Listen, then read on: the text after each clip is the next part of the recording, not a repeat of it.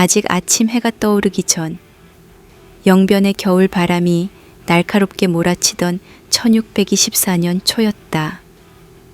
굽이진 산줄기를 가로지르며 달리는 압송대의 행렬 가운데 한 장수가 쇠사슬에 묶인 채 묵묵히 고개를 떨구고 있었다.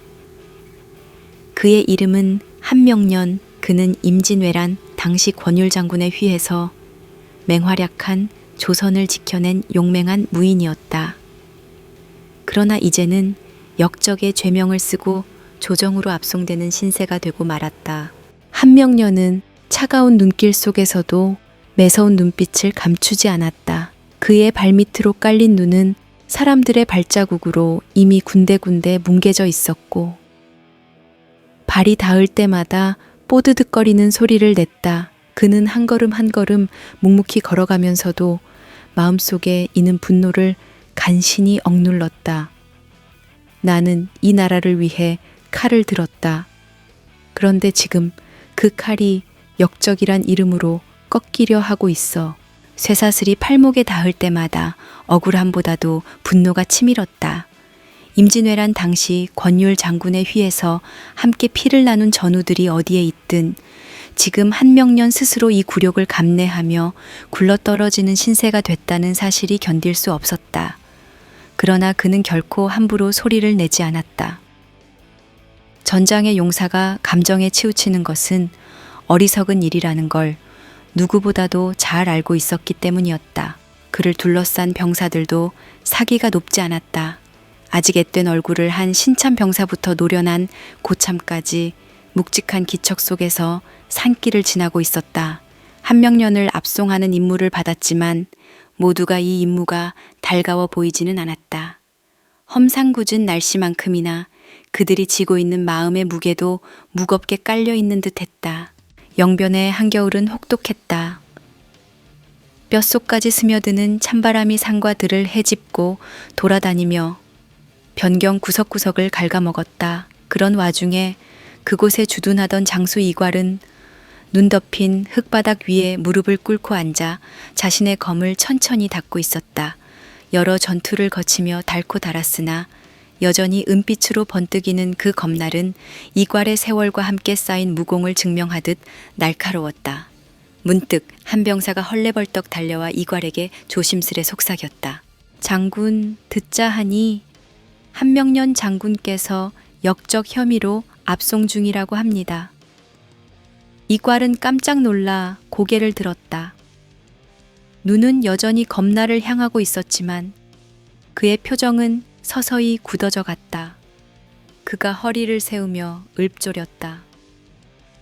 한명년이라. 그래, 그 사람도 이 나라를 위해 적을 막아온 자가 아니던가. 전장에 나란히 서서 끝없이 몰려오는 왜군을 막아낼 때 이괄은 몇 번이고 한명년과 어깨를 맞댄 적이 있었다.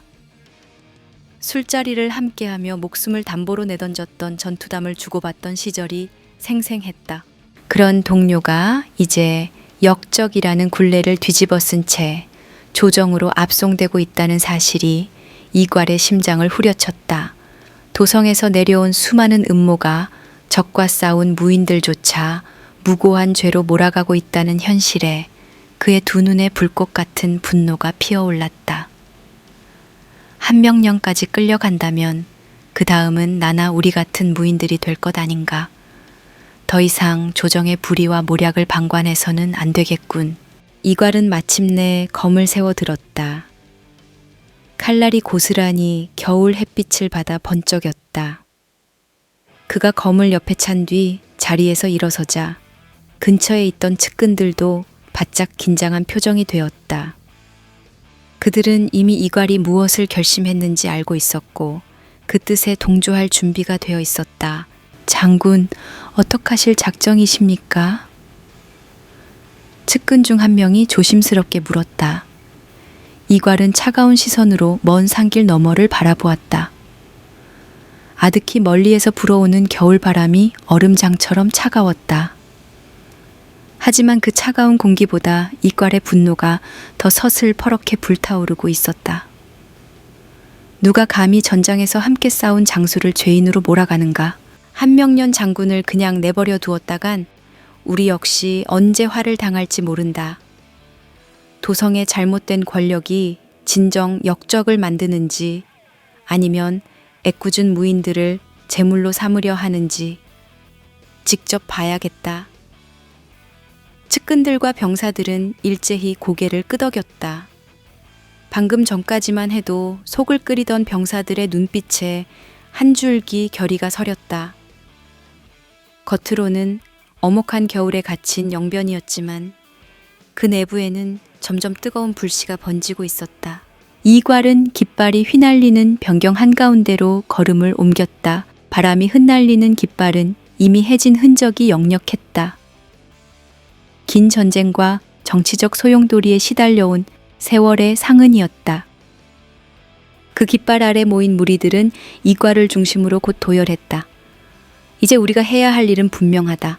이괄은 호령하듯 말하며 다시 한번 검을 뽑아 들었다. 날카로운 쇳소리가 귓전을 때리는 순간 병사들은 자기도 모르게 허리를 고추 세웠다. 군령이 떨어지면 그들은 그 누구도 막을 수 없는 쇄도가 될 것이었다. 한명년 장군은 이 나라를 위해 목숨을 바친 용사다. 그를 함부로 역적이라 부르는 자들이야말로 진정 나라를 좀먹는 자들. 우리는 한명년 장군을 구출하고 우리 스스로의 명예와 생존을 지켜야 한다. 병사들의 눈빛이 일제히 반짝였다. 그동안 정치 권력에 눌려 있었던 무인들의 울분과 분노가 하나로 모였다. 감히 전장에서 함께 죽음을 각오했던 동지를 역적으로 몰아가는 행태는 도무지 용서할 수 없는 일이었다. 이괄은 검을 높이 치켜들고 헝클어진 깃발 아래 선 병사들에게 굳은 목소리로 외쳤다. 병사들이여, 이제 우리도 결단을 내릴 때가 왔다. 부디 모두가 날 따라주길 바란다. 우리의 검은 이 나라를 위해 쓰여야만 한다. 그의 말이 끝나자 변경 안은 일순간 숨죽인 듯 고요해졌다. 그리고 곧이어 수십 갈래의 함성이 차디찬 겨울 공기를 가르며 터져 나왔다. 그 함성은 하나의 뜻으로 모여 온 영변에 잔잔하게 퍼지고 있었다. 하늘은 잔뜩 흐리고 바람은 여전히 매서웠다. 하지만 변경에서 울려 퍼지는 의지와 결심은 그 어떤 한파도 누를 수 없는 열기로 끌어올랐다. 이윽고 이괄의 병사들은 사방으로 뻗은 산길과 숲길을 탐색하며 분주히 움직이기 시작했다. 이제 그들에게 남은 일은 한 가지였다. 함부로 역적이라 몰린 동료를 구하고 왜곡된 조정의 모략에 맞서 싸우는 것.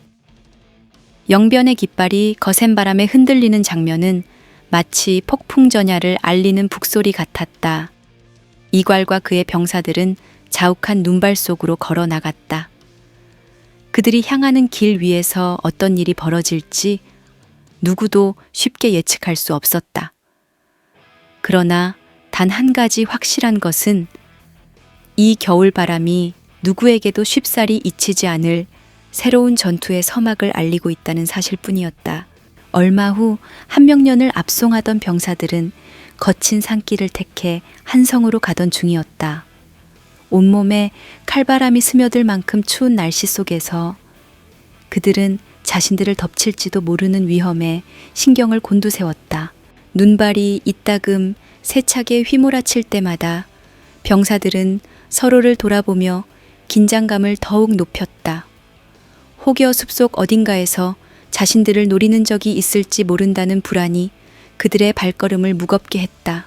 그러나 피로와 긴장감 속에서 앞만 보고 걷던 그들의 뒤를 어느새 숲의 정적이 감싸기 시작했다. 그리고 갑자기 고요한 산길을 가르며 우렁찬 함성이 터져 나왔다. 모두 엎드려라. 왼쪽과 오른쪽 숲길에서 잔뜩 무장한 병사들이 밀려나와 압송대를 순식간에 포위했다. 칼과 창, 그리고 날선 시선이 차가운 공기를 가르며 병사들을 올감했다. 압송대의 지휘관은 놀란 기색을 감추지 못하고 외쳤다. 누구냐? 감히 조정의 명을 어기고 압송대를 습격하다니. 그때 숲속에서 말을 탄 이괄이 천천히 걸어 나왔다. 그의 눈빛은 칼바람에 버금갈 만큼 날카로웠다. 어느덧 고요해진 숲길 위에서 이괄은 지휘관을 향해 한마디를 뱉는다. 나다, 이괄이다. 한명년을 끌고 가려거든 먼저 나를 쓰러뜨려야 할 것이다. 거친 바람이 이괄의 말 주변을 휘감고 지나가자 압송대는 일순간 얼어붙었다. 그들은 지휘관의 명령에 따라 대치태세를 갖추려 했다. 하지만 이미 사방에는 이괄의 병사들이 전투태세를 갖춘 상태로 빈틈없이 진을 치고 있었다. 병사들은 무언가를 시도하기도 전에 자신들이 완벽하게 포위되었음을 깨달았다. 잠깐의 정적이 흐른 뒤 압송대는 결국 무기를 내려놓았다. 포위를 뚫기엔 역부족이었다. 칼바람이 몰아치는 산길 위에서 압송대의 병사들은 누군가를 지키려는 각오와 누군가를 구해내려는 단호한 결의가 부딪히는 장면을 목도했다. 그 중심에 선 이괄의 눈빛은 결코 꺾이지 않는 의지를 담고 있었다.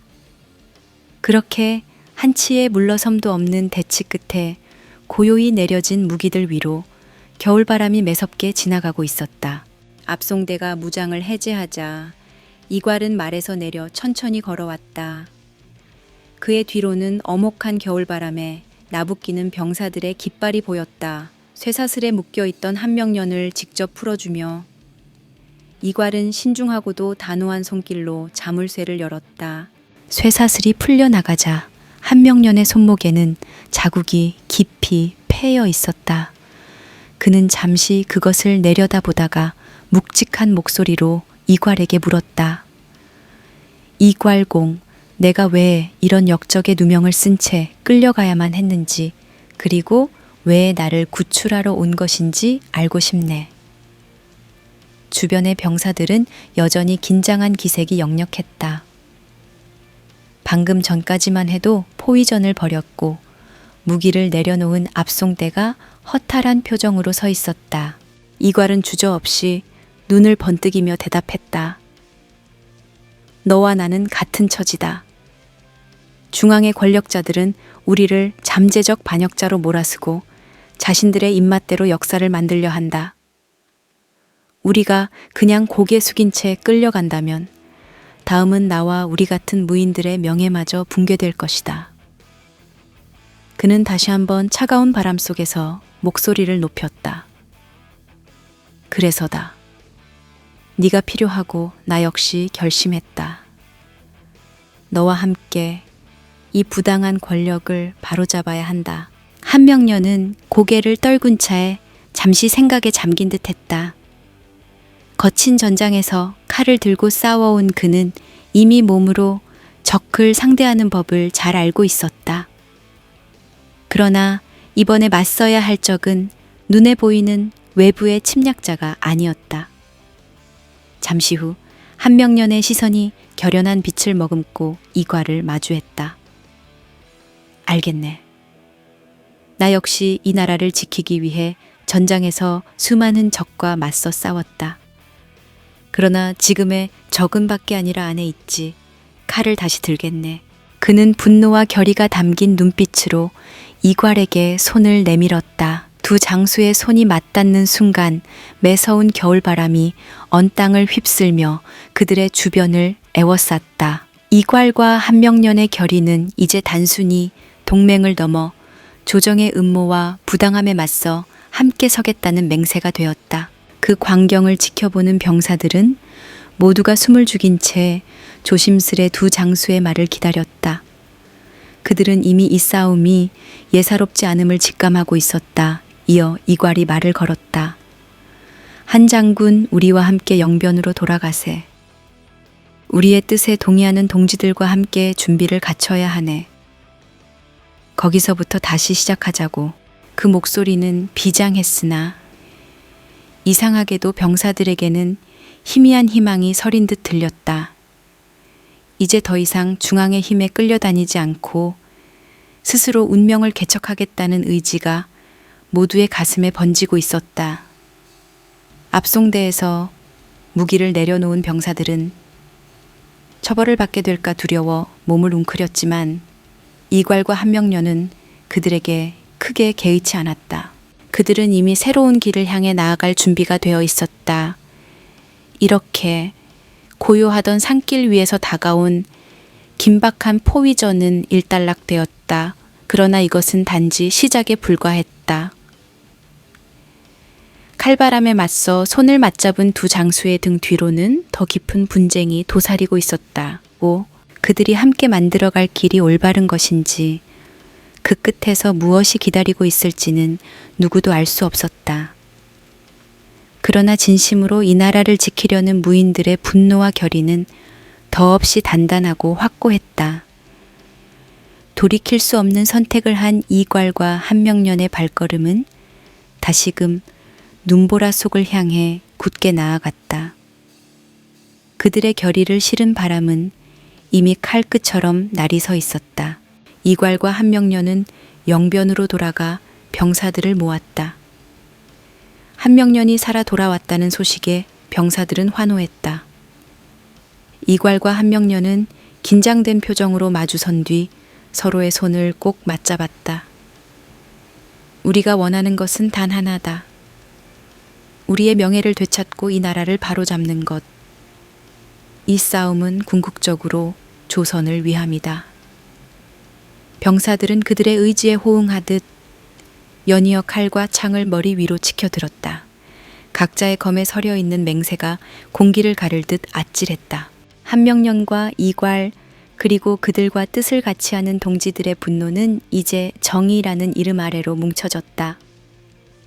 잘못된 권력에 의해 왜곡되고 서럽게 내몰린 무인들의 함성이 영변에 얼어붙은 대지를 진동시키듯 울려 퍼졌다.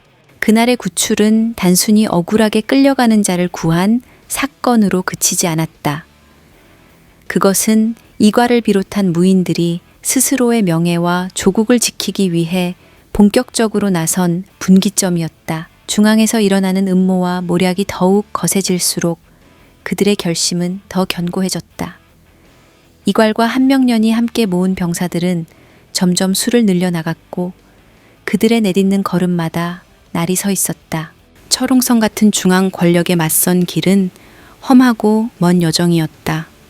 그러나 그들은 흔들리지 않았다. 서로에게 의지를 건네며 억울함을 뒤집어 쓴 모든 이들의 명예를 되찾아주기 위해, 그리고 이 나라가 진정으로 올바른 길을 찾도록 하기 위해 말이다. 그날 영변의 매서운 바람은 두 장수와 수많은 병사들의 결심을 증명해주듯 더욱 세차게 몰아쳤다. 차가운 겨울 공기가 영변 땅을 뒤덮었다. 1624년 1월 22일 살을 내는 추위 속에서 고요한 정막이 내려앉았지만 이괄의 군진에서는 날선 기운이 감돌고 있었다. 이괄은 전열을 가다듬는 병사들을 한 사람 한 사람 눈으로 훑으며 옆에 함께 선 한명년의 어깨에 손을 올렸다. 시간이 됐군. 이제 움직여야 할 때다. 그의 목소리에는 결연함과 함께 분노가 묻어났다. 내가 잃어버린 명예를, 우리 모두가 빼앗긴 것을 되찾아야 한다.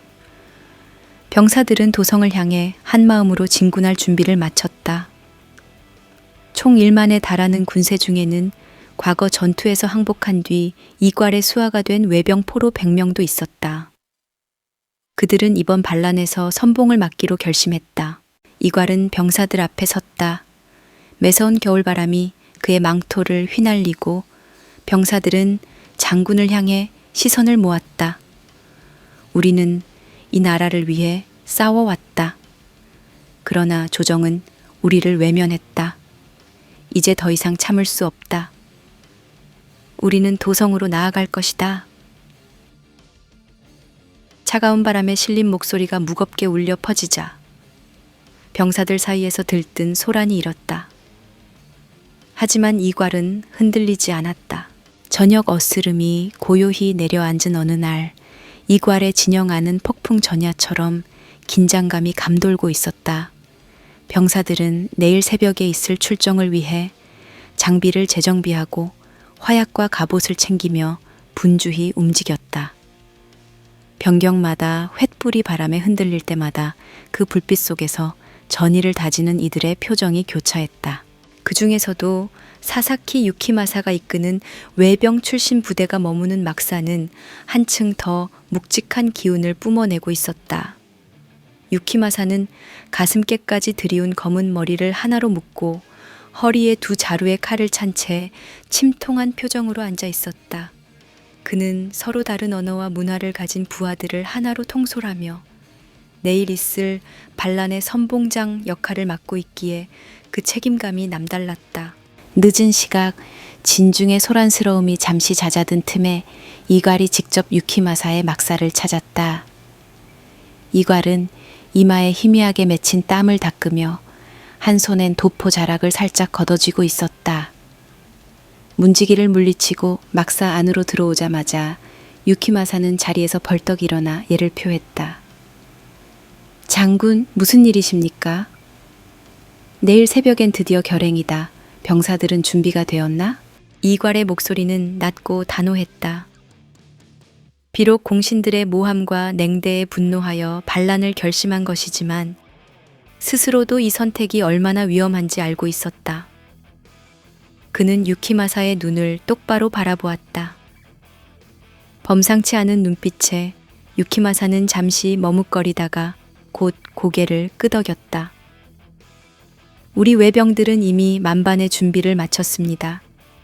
신께선 저와 제 부하들에게 선봉을 맡겨주셨습니다.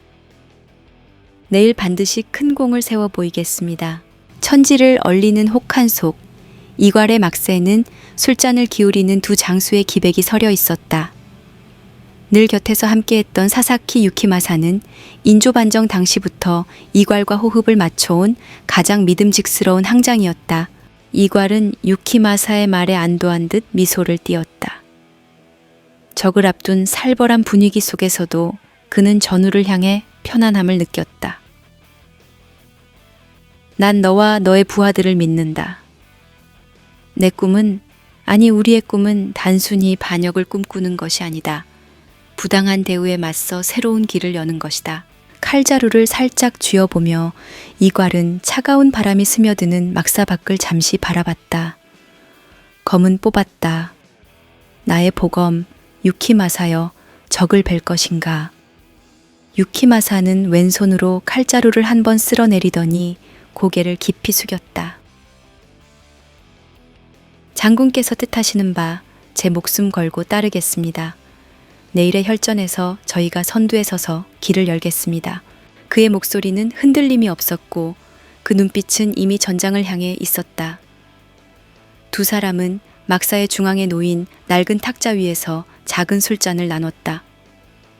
대화를 대신하는 듯 이괄이 먼저 잔을 들어 유키마사에게 건네고 서로 눈빛을 교환한다. 합이 잘 맞아온 두 장수가 부딪히는 잔은 맑은 소리를 냈다. 이괄은 그 잔을 단숨에 비운 뒤 창밖을 바라보았다. 어둠에 잠겨있는 야영지 곳곳에서는 횃불이 흔들리고 있었다. 내일 저 불빛을 따라 곧바로 한양으로 징역한다. 네가 앞장서 주기를 바란다. 이괄은 술잔을 내려놓으며 다시금 결의를 다졌다. 사사키 유키마사는 이괄이 놓아둔 빈 잔을 조심스럽게 치우고는 스스로에게 다짐하듯 굳은 목소리로 화답했다. 예, 장군. 그 누구도 저 불길을 막지 못할 겁니다. 그때 밖에서는 북소리가 낮게 퍼져나오기 시작했다. 일정한 박자로 울리는 북소리는 병사들에게 기강을 잡게 하려는 신호였다.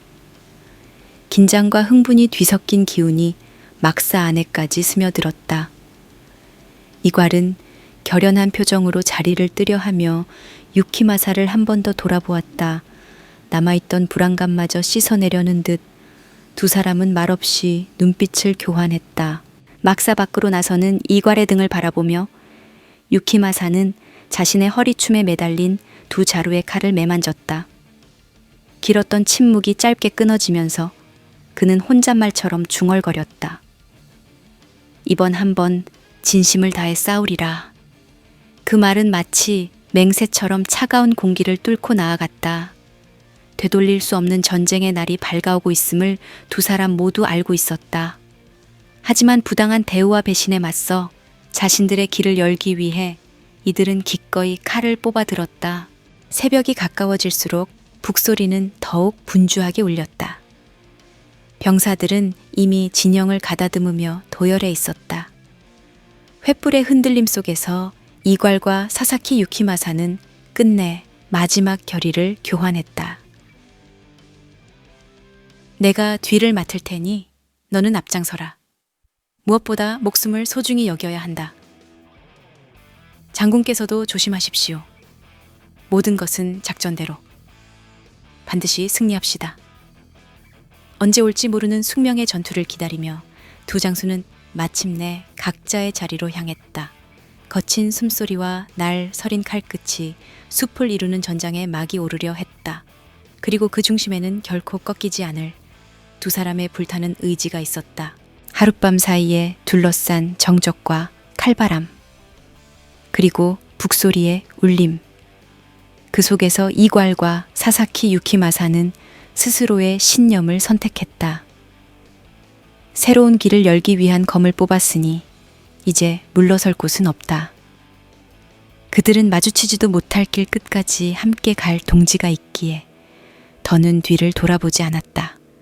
어둠 속에서 서서히 떠오르는 새벽빛은 두 장수가 품고 있는 마지막 결단과 겹쳐지고 있었다.